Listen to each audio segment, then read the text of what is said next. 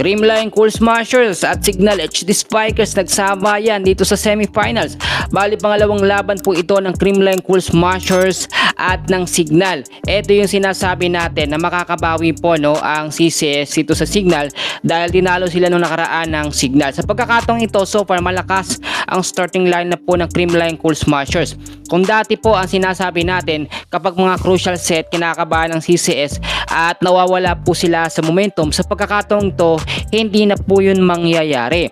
Lininaw po ng Creamline Cool Smashers at lalo na ni Coach Meneses na magkakaroon sila or nagkaroon na sila ngayon ng maayos po na rotasyon ng mga player. At napansin din natin yung starting lineup ng Creamline so far consistent po. Nagkakaroon po ng maayos na rotasyon. Ginagamit minsan sa starting lineup si Kyle Negrito, then kapag ka mga huling set, mga crucial set, pinaglalaro po eto nga pong si Gian Morado de Guzman para hindi po mawala yung chemistry at momentum po ng Creamline Cool Smashers. Nagpapalitan din sa spikes at tagagawa ng mga puntos. Eto pong si Alyssa Valdez, Gemma Galanza, si Bernadette Fons, si Bea De Leon at yan yung sinasabi natin ng mga spikers po ng Creamline na talagang unstoppable.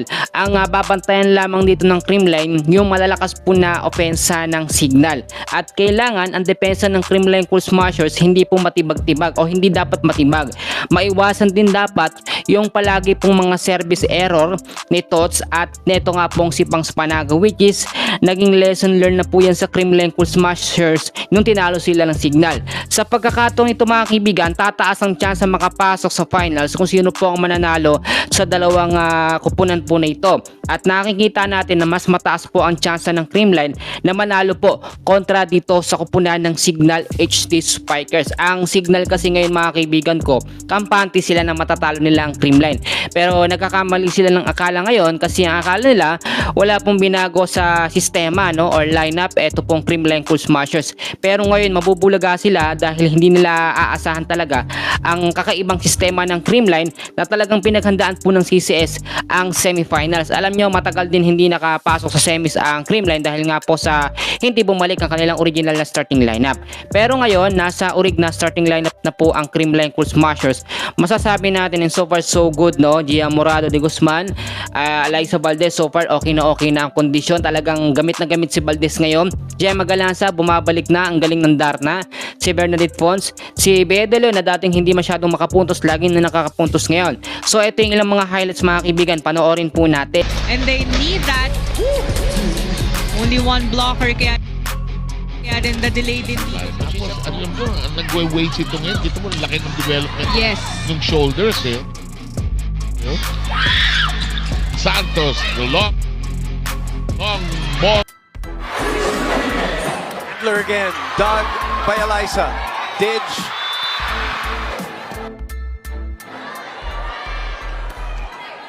Back to Vanny. Oh, it drops in. Will choose Carlos. Now Alyssa Valdez is in the front line for the Cool Smashers.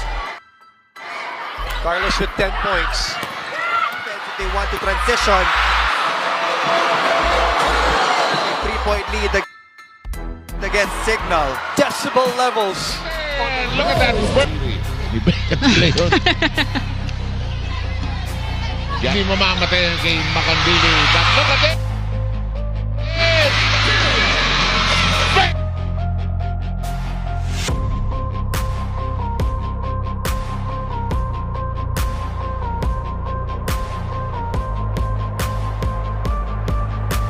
We have 3 straight points coming now from Greenland. She was facing cross-court, but that area,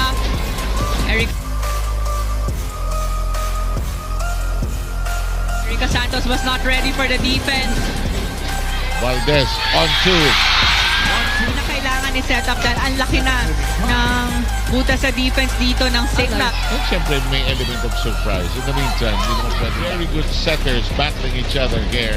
Block Erica Santos kasi pag nakita niya na una yung blocker sa kanya. Hello, Gia. And ano po niya?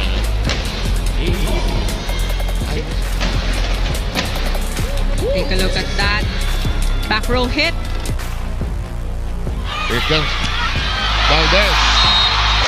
Across the net, slowly. Ang lalim tumira ni Santos.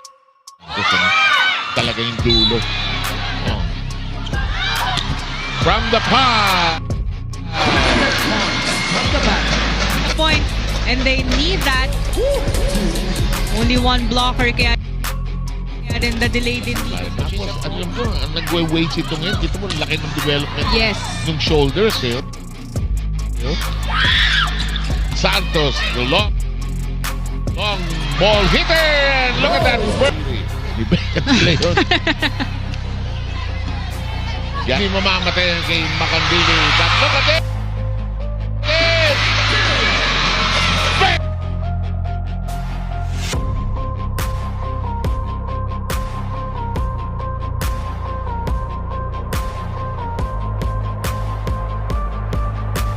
We have 3 straight points coming now from Greenland. She was facing cross-court, but in that area, Erika Santos was not ready for the defense.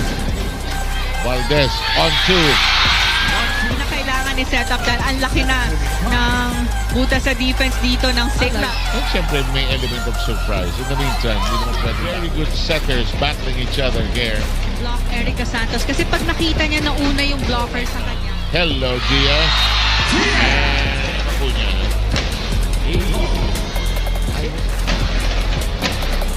Take a look at that. Back row hit. Here comes Valdez.